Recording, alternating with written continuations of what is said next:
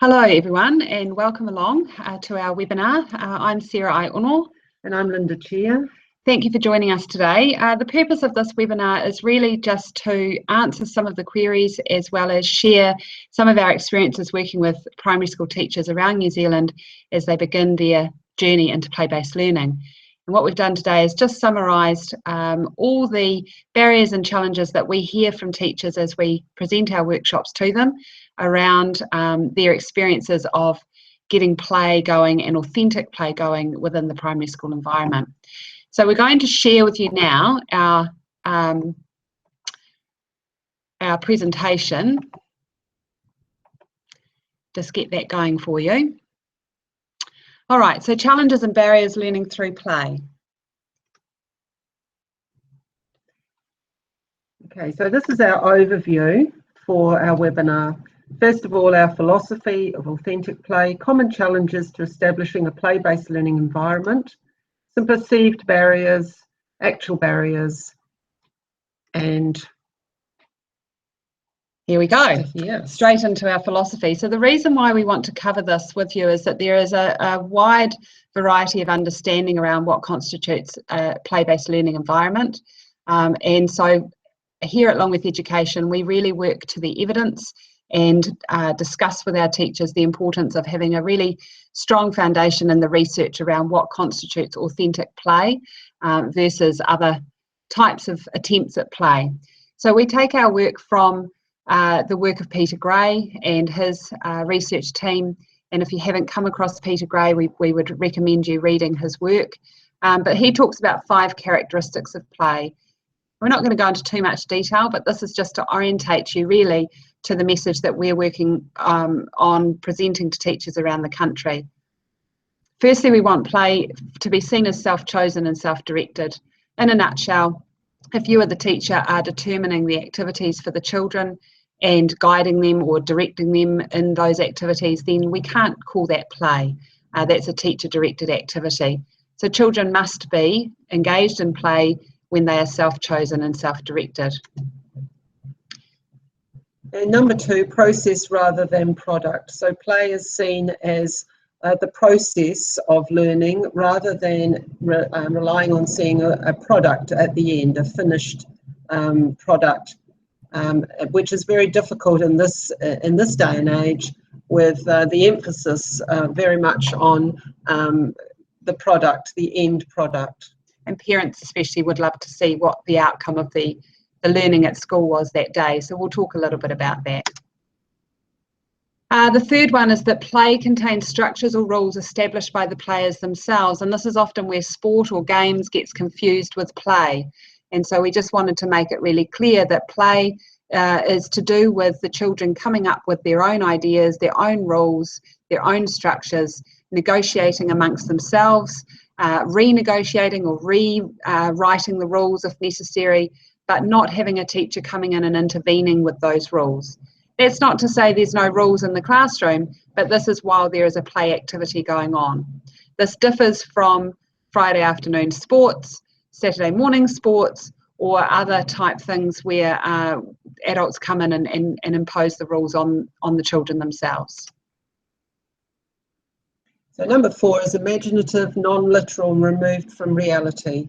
And this is really important because we want children to use their imagination and while they're doing this, they're actually trying out roles that they might play in society. They're practicing what they're seeing around them and preparing themselves for later on in life. And finally, a really important one, and something that we'll link to as we go through the webinar today, play occurs between those who are active, alert, and non-stressed. So in other words, children cannot be engaged in authentic play and get the benefits from that play if they're arriving at school in a stressed state, if they're tired, if they're hungry, if they're non-active or perhaps hypervigilant, depending on their home backgrounds. And often we find teachers saying to us, gosh, I've got a child who just doesn't know how to play. They go around and destroy everything, or they cause arguments.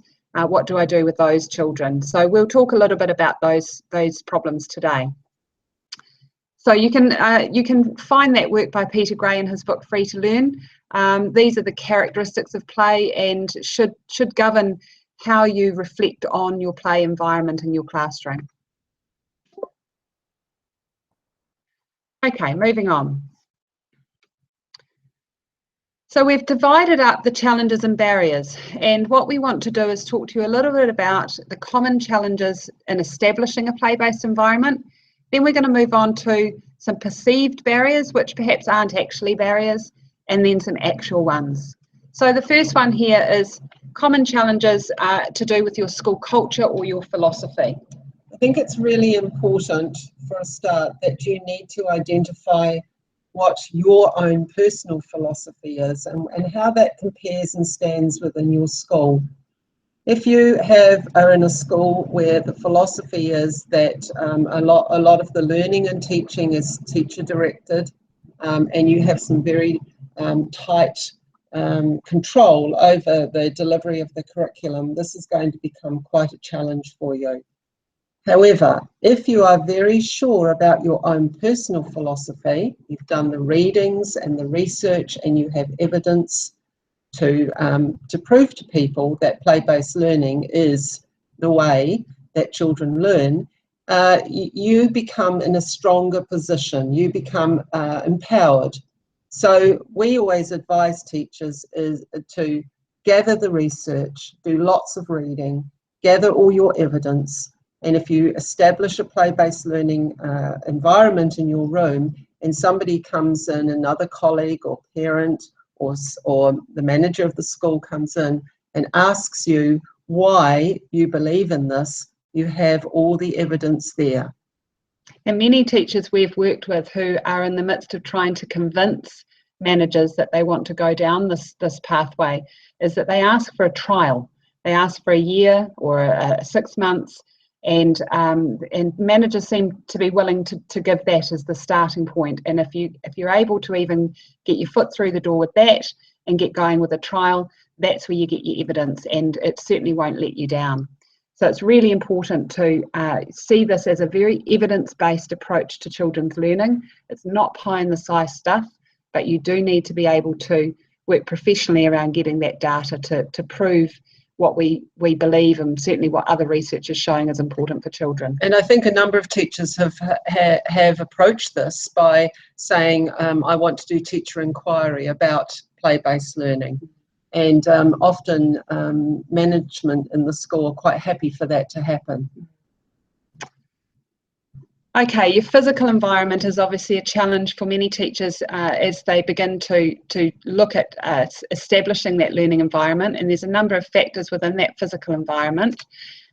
Firstly, space is the big one. I know many classrooms are still very much the traditional single cell. I know lots of classrooms are starting to look towards busting down some walls or creating a larger space.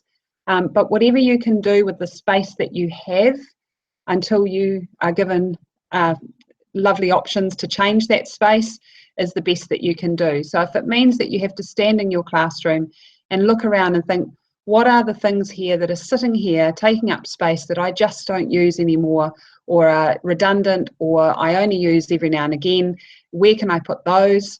Where can I put space, create space that I need? Do I need to have so many desks for children to be sitting at if I'm running an environment where I want children to be flexible in where they work and how they interact? And I know many schools now are doing away with the traditional school desks, but that's certainly one thing is to start looking for is how you can create that space, as well as how you can spill out into the outdoors as well and use your indoor-outdoor flow as well.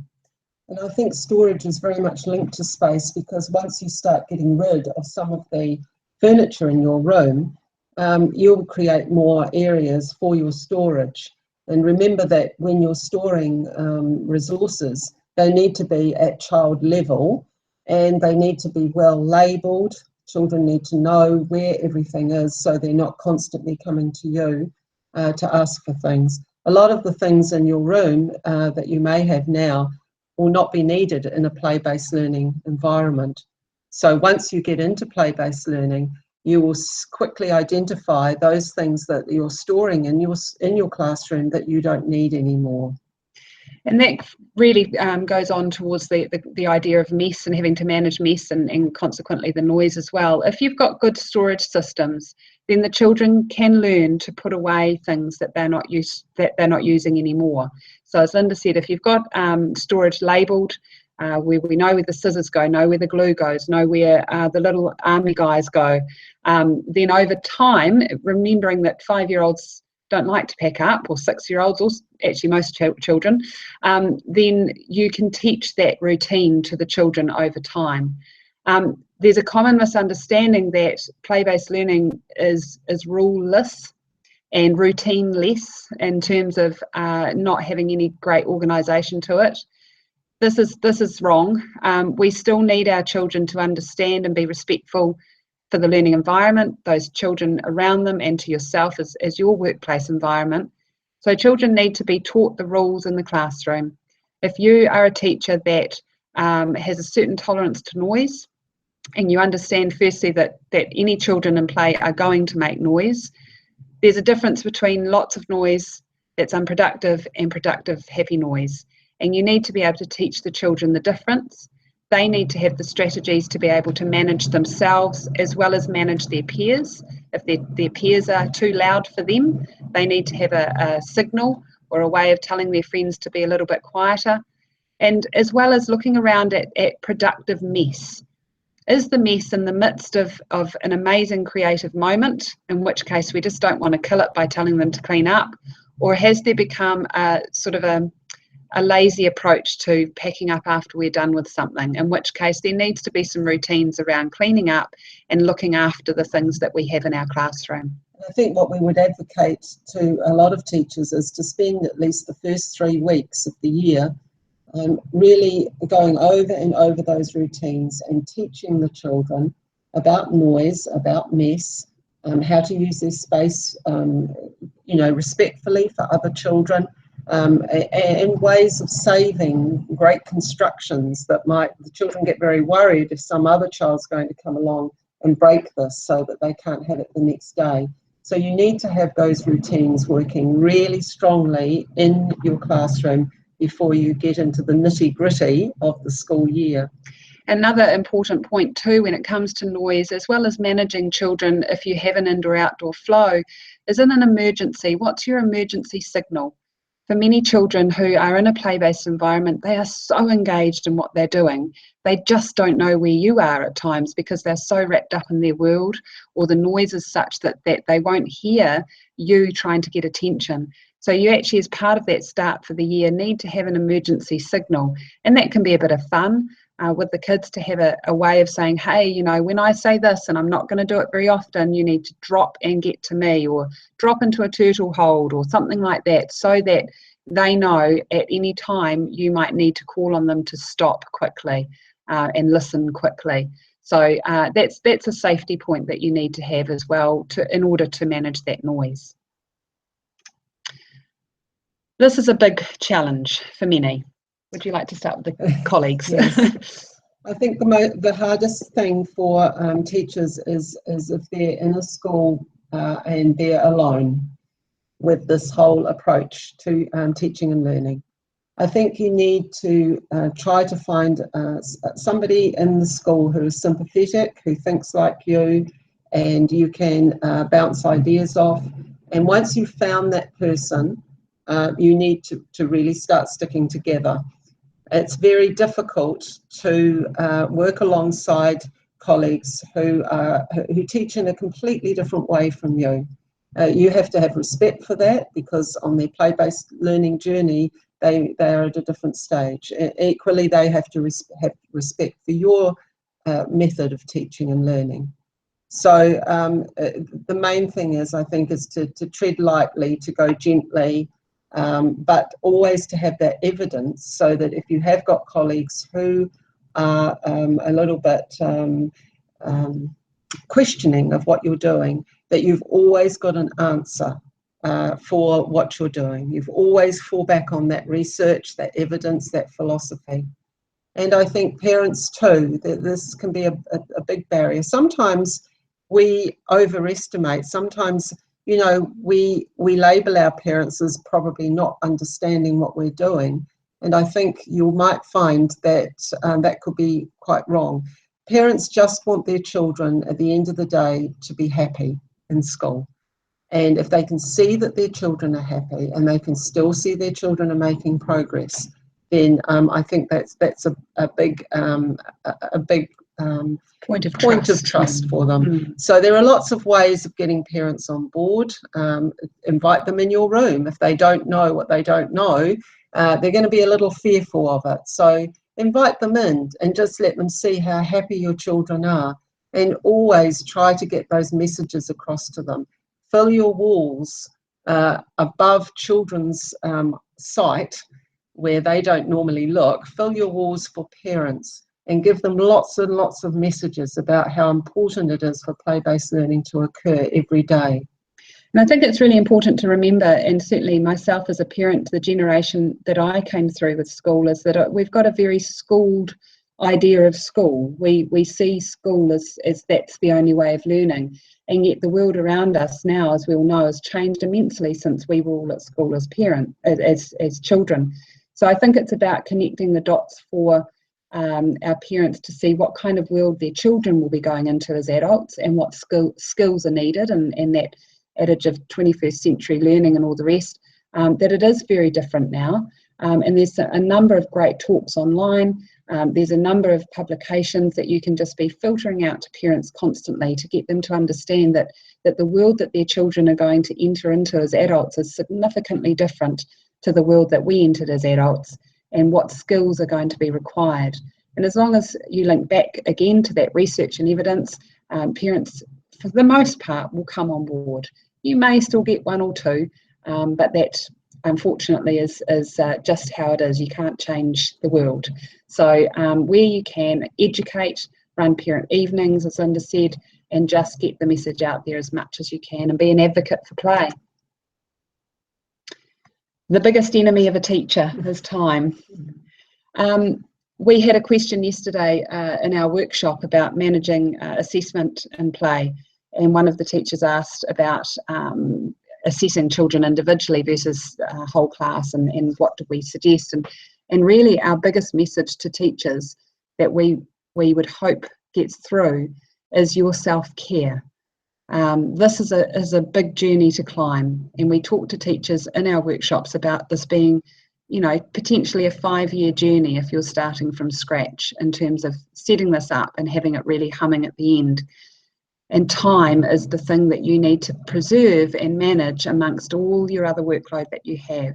We're going to talk shortly about managing the curriculum and the time and balance within that, but generally this is a monster that could take away on you if you don't look after yourselves. So start small. If it means that you only do play for a couple of hours in the day, and just to get your head around it, just to get you know, into accepting noise or mess or resourcing or working in the space you've got. If you can't get your children outside where you can see them all the time or have an idea of what they're up to, take them all out and spend 20 minutes, 30 minutes as a class playing in the sandpit together. Just managing your time so that this is not stressful for you in a negative way. It's going to be hard work, but you need to look after yourself in the process. I think this also links with another point that we made yesterday at our workshop was, if you can't see the sandpit, if you can't see the water feature that you've got outside from your room, so you can't send children out, that indoor-outdoor flow, as Sarah said, you just spend at least 20 minutes each day where you take the whole class outside. And this is not for PE lessons, this is to play. Now, if you do that and some other teacher asks, why are you outside at, you know, 11 o'clock in the morning, you just have all your research there, all your evidence, your philosophy, and you are able then to answer questions as to why this is important for your children. Okay, and resourcing is probably another really tricky one, and perhaps misunderstood a little bit too. The common question we have is, you know, cost of resourcing a play-based environment. it shouldn't cost you very much at all. In fact, your budget manager should be very happy that you're not out to buy a whole load of very expensive pieces of equipment for play-based learning. I think if it is costing you a lot of money, maybe you haven't got the right resources. Yeah. You need to perhaps think about going around to second-hand shops and sourcing resources from your parents. If you've got parents who are plumbers, engineers, electricians, builders, you've got huge access there to the sorts of resources that often will end up in skips. So visit your industrial area wherever you're living and become their friends, and they'll be very happy to give you lots and lots of offcuts. And a key point to remember in looking at a resource to see whether or not it will be suitable for a play-based learning environment is whether it is open-ended or closed. If it's a closed resource, only designed for one type of play or one interaction with it, then it's not a suitable resource for the play-based learning that you're wanting in your room. You want to be able to look at that resource and think, what on earth would the children do with this? And if you can ask that question alongside with, wow, that looks really interesting and unusual, then you're probably on the right track to the sort of resource that they will interact with. We can't have any preconceived ideas about what the children might use it for, because they will surprise you in often ways that you couldn't possibly imagine. But you need to be able to keep it as open-ended as possible. And often it's those closed resources that cost a lot of money. So just think about that and look at ways that you can look to your community to help support you with that resourcing. We talked in the earlier slide about the fifth characteristic of play, and that is that children need to be active, alert and non-stressed. One of the things, the questions that we often get from teachers is, what about children who don't know how to play? What about children who can't share? What about children who just like doing worksheets or like colouring in? And why should we take those away or take the puzzles away? We have to really trust our children. This whole concept of learning is an evolutionary thing. It's got us this far today in the evolution of humans, and children will know how to play. The problem with some of our children in arriving at school, particularly if they come from a background where there is violence or neglect or unpredictability in terms of the home life of any kind, the neurological science tells us that their brain is not in the place that it needs to be in order to interact with a learning environment such as you're trying to create. So we need to have our children to feel safe and secure and loved and happy, and then you'll get that really wonderful play-based learning that you're looking for. But it's important that we don't say that children can't play. In those situations, children need more play, but they need you alongside them more, guiding them, teaching them until they are at a point where they can self-choose and self-manage and interact with their peers appropriately. A little bit like when we take children from the age of about 18 months to 2 years. If we were to go into a little play group, and if you see mums and dads in play groups and the kids are all down on the floor, generally parents are watching like a hawk for the moment that child takes that toy and the other child bops them one. And we come in with a, hey, we don't do that. You share with your friend, all of that basic stuff around being gentle hands. They may look 6, 7 or 8 in your classroom, but some of the children will be playing at that level because they haven't had any of that social modelling or are working at that part of the brain where they're in a fight or flight. So it's really, really important that we give them more play, more opportunities to interact, because they need those foundation skills before they can access any of the higher order play. And remember that play is still very, very important still for your high ability children. Your children who are operating at a higher level, they will become your problem solvers in your room, and they will just absolutely relish in being given the opportunity to display those abilities and to reason with other children and to work things out and to actually become like scientists in your room. And think divergently and out of the box kind of stuff, which is the stuff that we're wanting for our 21st century learners. I mentioned about children who love worksheets. We often say to teachers, get rid of the worksheets. Worksheets are not high level cognitive learning activities in the classroom. Guy Claxton talks about children who love worksheets, particularly our high ability, dare I say it, darling little girls who love to sit there and colour in. They're often those bright slackers. They're children who like to play it safe. They like predictability. They don't take a risk. They don't like to make a mistake or be wrong. And this is the very reason why we need to gently and with care and with love guide those children into situations where they do have to come up against and take a bit of risk and potentially make a mistake and be okay. These are the sorts of skills, those socio-emotional skills that children are going to need for the workforce in the future, that we need to be able to give them now an opportunity to develop in a safe and loving.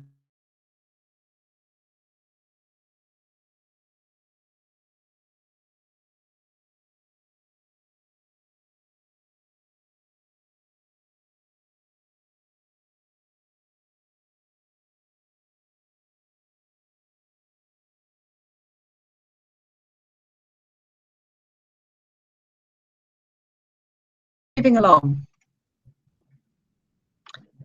This is one of the biggest perceived barriers that we have feedback from teachers as they come to our workshops. And often it's used and cited as the reason why teachers feel that they can't introduce play in the classroom. They haven't got time, they've got to get children to the national standards. We have to remember that in New Zealand we have a most fabulous New Zealand curriculum, both at school level and at early childhood level with Te Whariki. These two curriculum documents are upheld around the world as leading the way in teaching and learning with children and in education in terms of meeting 21st century learning standards. The national standards came in at a point where teachers hadn't really fully been supported in understanding the new curriculum. And as predicted, the national standards became the focus of the teaching and learning in schools. We have to remember that the standards are a reporting tool. They are not the curriculum. Schools are legally required to report on the standards to the ministry and to the learning community, but they are not required to teach to the standard. That is not the learning intention or the learning achievement or goal that we're wanting. The curriculum is your legal requirement in terms of your teaching. So we have to remember that yes, we have to attempt to get children to the national standard. And in some school environments, as we said at the start, if this is a school where that is the focus and that is the culture and that is the philosophy, and evidence-based teaching and learning methods are going out the window in search of and seeking the standard, then perhaps you need to think, if it doesn't fit with you, whether or not that's the school for you. If you're in a school that's really trying hard to balance their legal requirements of teaching or reporting to the standards while teaching the curriculum, then we suggest that what you do is you simply get the data you need, teach what you need to do. We're certainly in, and we'll talk about this shortly, not suggesting you don't do any formal teaching, but you need to teach your reading and writing and maths, but don't have it drive every decision that you make. Get the data that you need and then put it to one side and get on with the teaching and learning that you know to work for children in the classroom.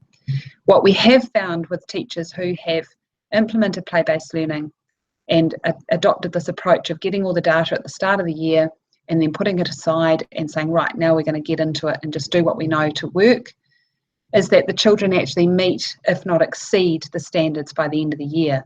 But on top of that, they also have an amazing foundation of skills in the soft skills and that socio-emotional skill level. They're more confident and resilient and sociable, alongside having some stronger academic skills in place.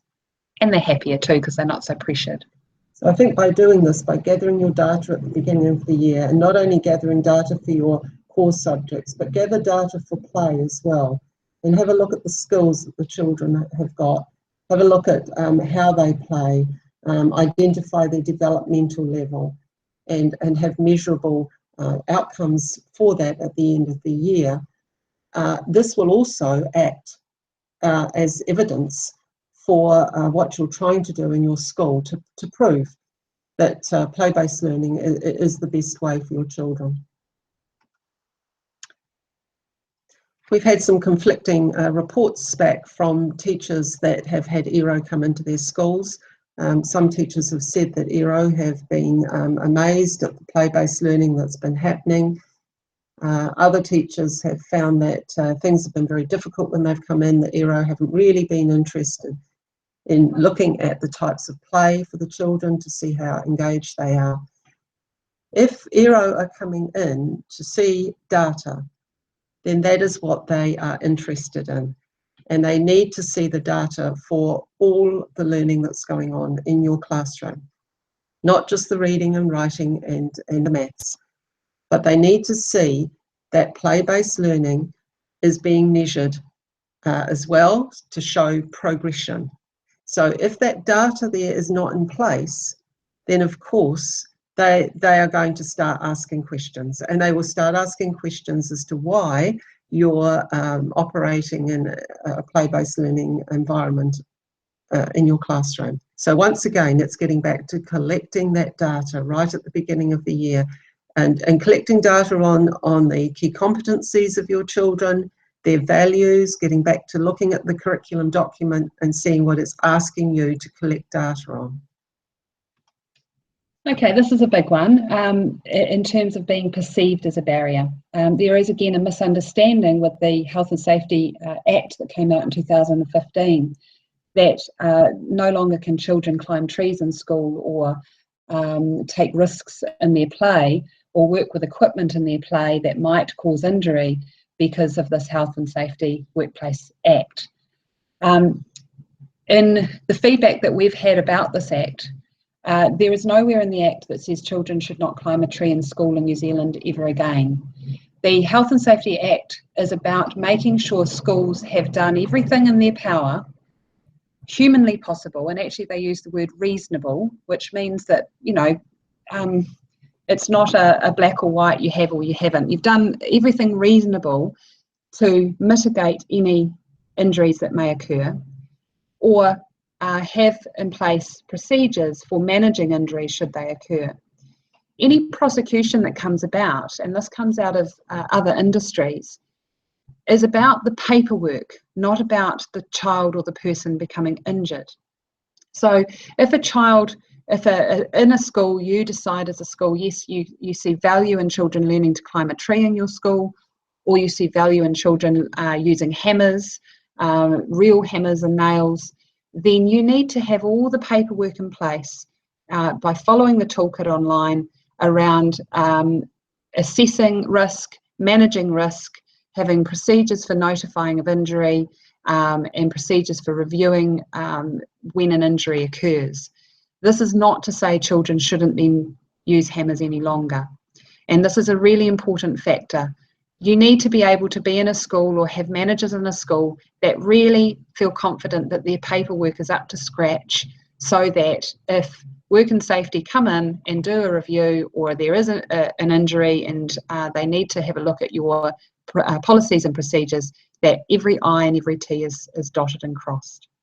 This is not to say that we are reckless with what we're allowing our children to do. If you're going to allow children to climb a tree, you need to take them out and say, okay, let's talk about what is involved in climbing a tree. What are some of the dangers? What do we have to think about when we're doing this activity?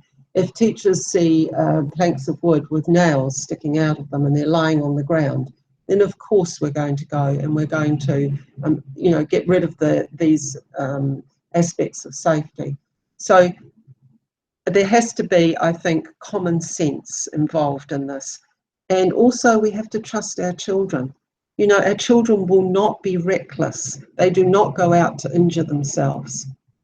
But at the same time, we need to point out some of the dangers for them. And in the Act itself, and certainly in the toolkit through the Ministry of Education, they talk about ways to mitigate injury in terms of training and teaching. So if you can see that a child's come in and, you know, maybe have hurt themselves slightly, then you need to go out and say, rather than banning children from doing that particular activity, let's go, as Linda said, let's go all out and have a little look. What went wrong? What could we do differently next time so we don't get hurt? That's the difference between children learning how to manage risk and children not understanding risk. And unfortunately, our rates of injury in New Zealand are high because we've entered a stage where we're wrapping children up in cotton wool, and they are not able any longer to be able to manage themselves to prevent injury. So we need to get back to teaching children rather than preventing children from engaging in risk.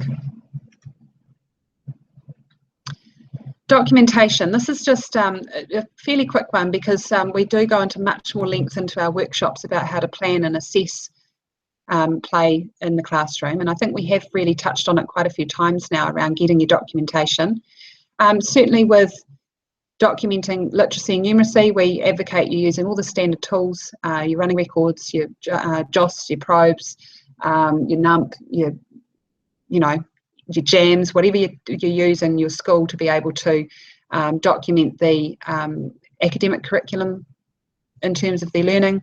And as Linda said too, documenting at this stage perhaps through observation and teacher judgment around children's key competencies and their underlying values as per the curriculum. When it comes to planning, if you have a self-chosen and self-directed learning environment, it's very difficult to plan in advance, and so often that planning is done as the activity unfolds. And I think really it's more for you, your planning is around looking at children and their urges or their schema, and that's something, if you're not familiar with, you need to learn about, is how children learn much more through an urge or a schema rather than through the subject itself. And then planning to resource that urge and provoke that through discovery in the classroom. In terms of assessing learning, we advocate the use of narrative assessments over and above, as I said, those standard tools for literacy and numeracy, documenting through narratives the play and connecting that back to the curriculum. And this doesn't have to be a daunting task. It sounds like a lot of work, but there are ways of managing it. And there are ways of trying it out to start with in a very low-key way to get used to it. So we probably would advocate, group learning stories to start with, and learning stories that you can put on your wall for parents to come in, and getting back to that parent education, parents to come in and have a look and see what the play is in the classroom and how it's linking back to the curriculum document.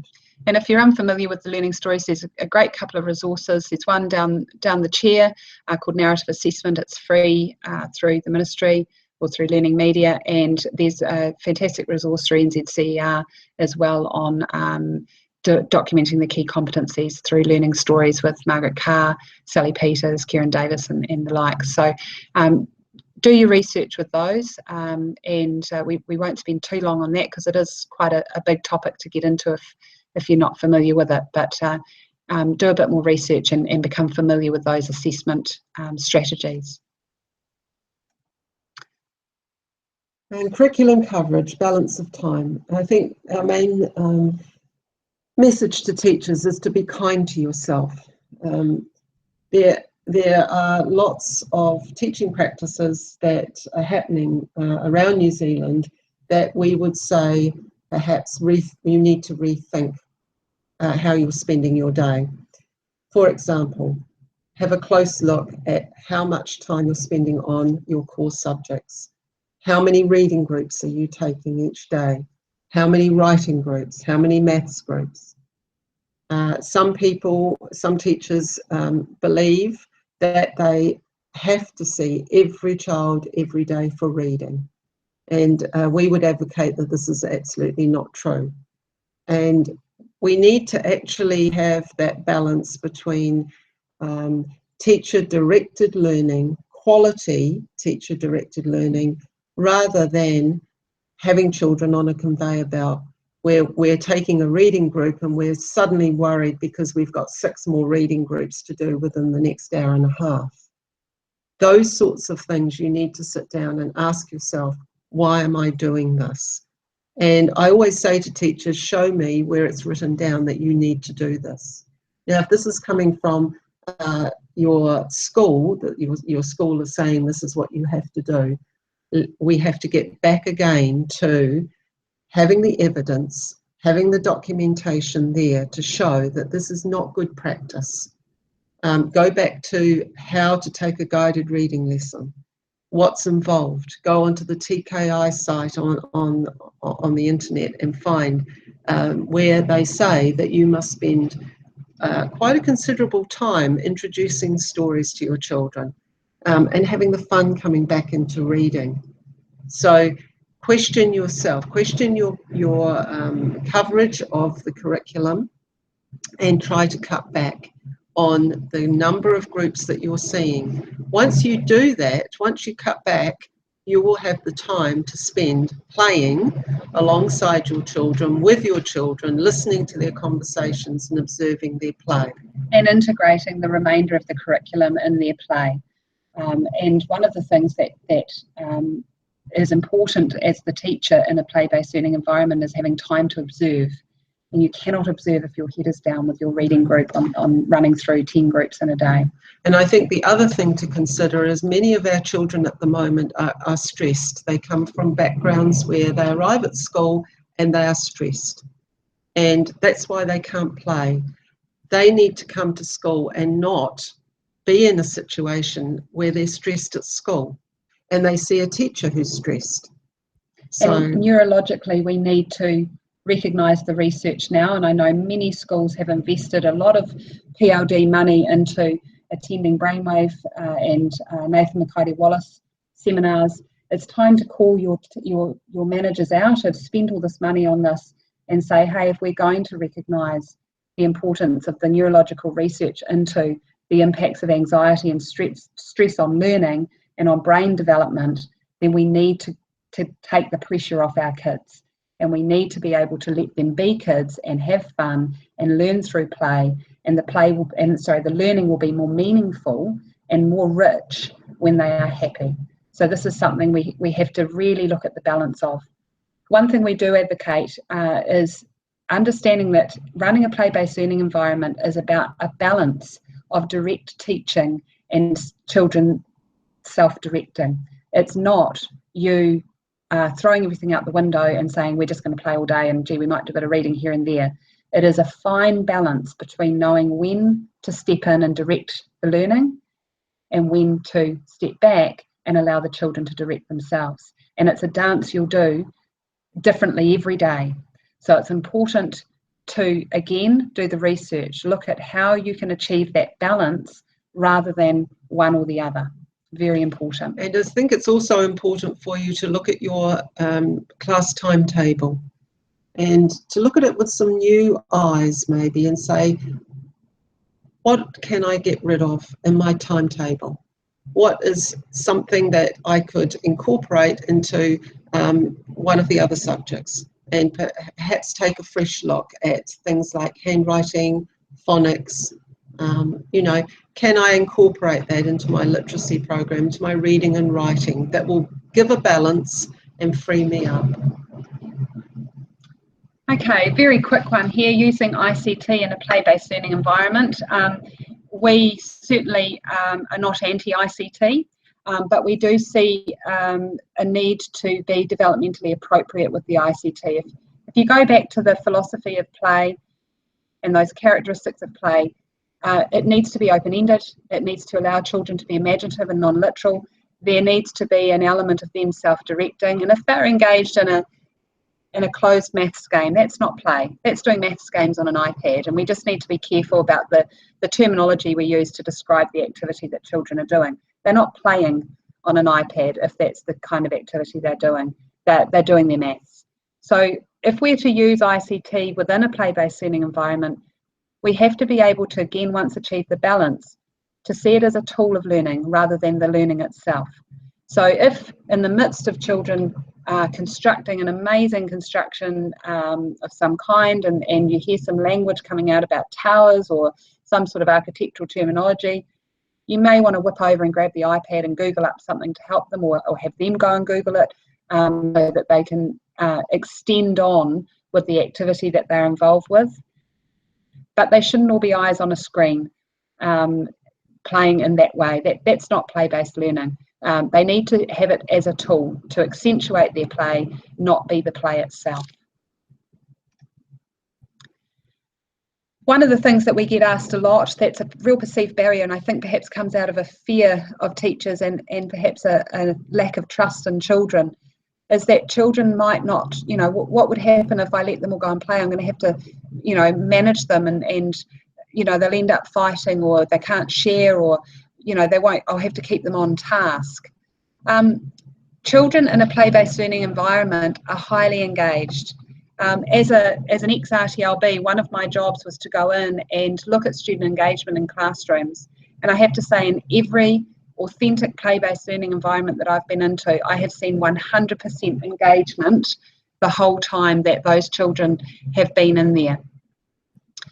So engagement is simply not a problem when children are engaged in play they have chosen to do.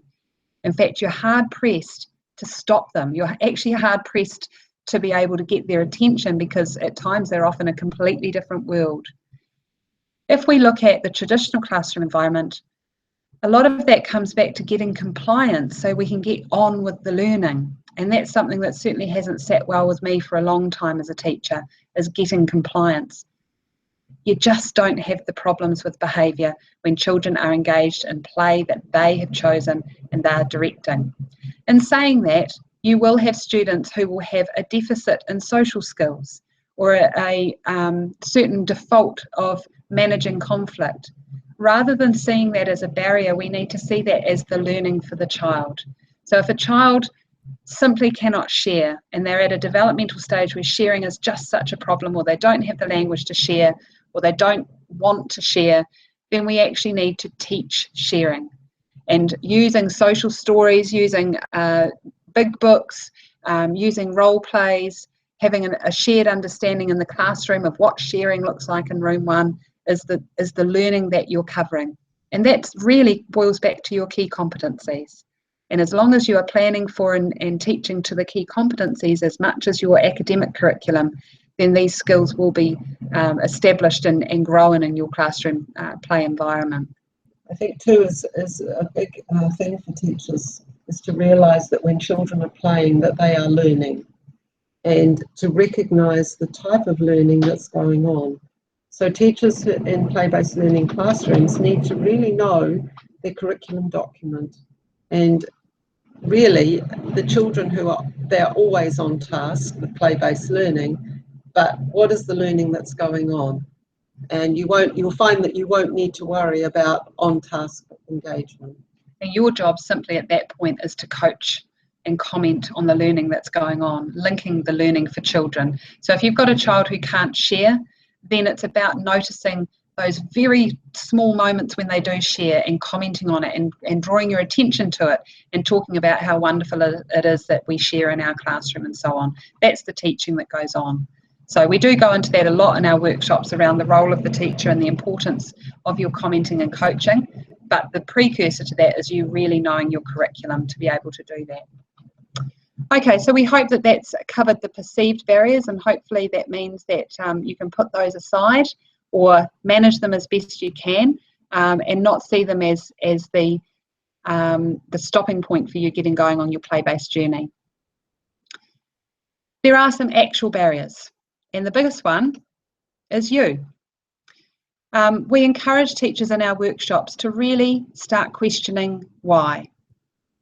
If you hear, oh, we can't do that, or that would be a bit tricky, or we don't do that here, it would be nice for the first response to come back as why.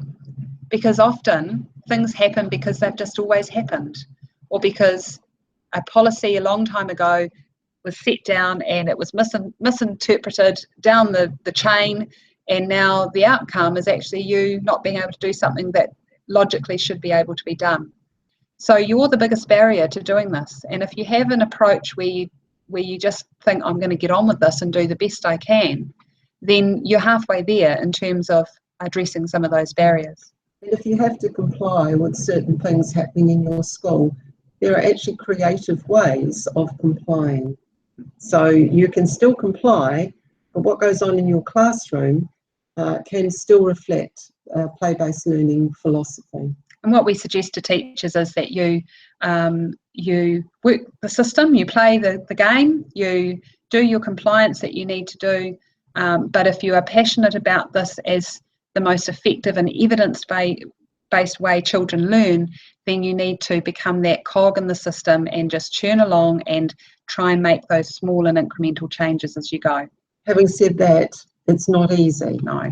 You have to be brave, you have to be courageous, and you have to really, really believe in what you're doing, and you have to have the documentation to prove it.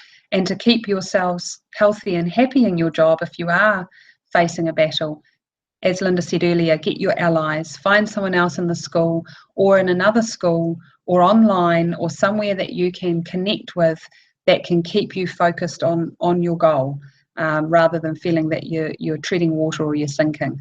So it's important for you to keep yourself healthy and happy in that process.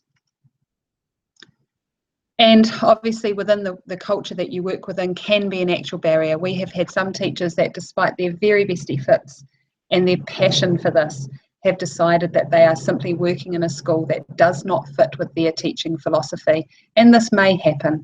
And it really becomes a choice for you at that point, whether can you continue working in this environment, or is it an environment that no longer suits who you are as a teacher.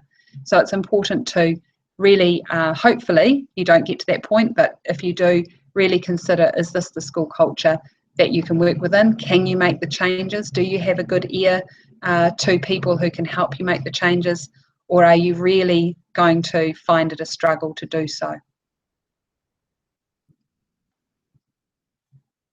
In school timetable commitments, things like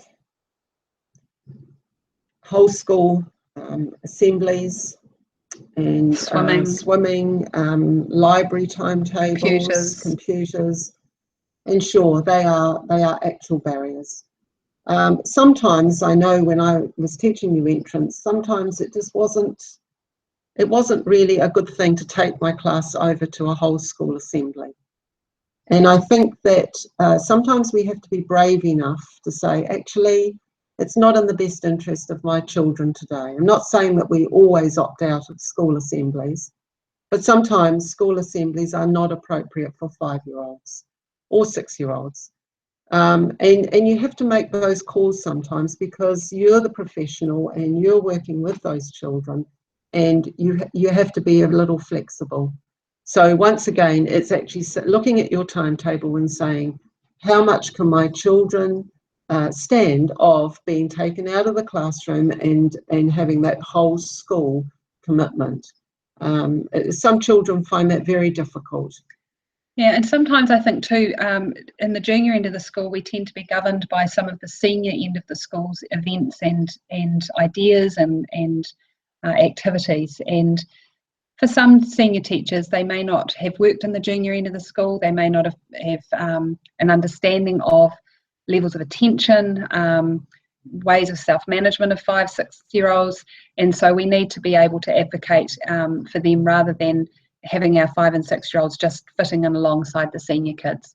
If we work in a truly developmentally appropriate professional way, then we need to see children for how they are developmentally, not chronologically. And we certainly need to see that there is quite a difference between 5- and 6-year-olds and 10, 11, 12, even 13-year-olds if you're in a full primary. And sometimes it's just not appropriate to have an expectation of 5- and 6-year-olds as we would with those senior kids. So once again, look carefully at the developmental stages of your children. And if you're being questioned as to why your children are not attending the whole school assembly, where children have to sit for at least 20 minutes, then you need to say, look, I'm sorry, but some of my children simply can't do that. At the end of the day, what we advocate is that nothing's impossible. Play-based learning is a well-researched, evidence-based way of how children learn and have learned for centuries. And really the advent of school and the school system is actually something that is a relatively new concept in the history of the world, and we need to get back to looking at what we know works and how children learn best in a meaningful way in order for them to be happy and healthy at school. So wherever possible, we need to be thinking of ways to get that done rather than the barriers and the challenges that get in the way of that. So it's important to remember that the impossible can always be broken down into possibilities. So that's us. We're from Longworth Education. We run professional learning workshops around the country. If you want to see or attend one of these workshops, you can visit our webpage. You can also join up to our Facebook page where we're posting up things on a daily basis around play in the classroom and what works for children, as well as resourcing and other great ideas. If you've got any questions or comments, you can email us. We welcome anything. If you've listened to this today and feel challenged or unsure about something, please just email and ask. And also message us on Facebook page, because sometimes we do receive messages from teachers where they just need to vent or to gather other ideas to solve a problem. Particularly if you're a lone voice in a school and you haven't got an ally close, we are easily your ally at the end of an online conversation. So please feel free to do that. So I'm just going to say goodbye here. And that's us. We appreciate your time, and if you want to hear any more from us in terms of webinars and information, please just follow our page and we'll be putting up more information as we get going for the school year. So thank you for joining us and good luck. Have a great year.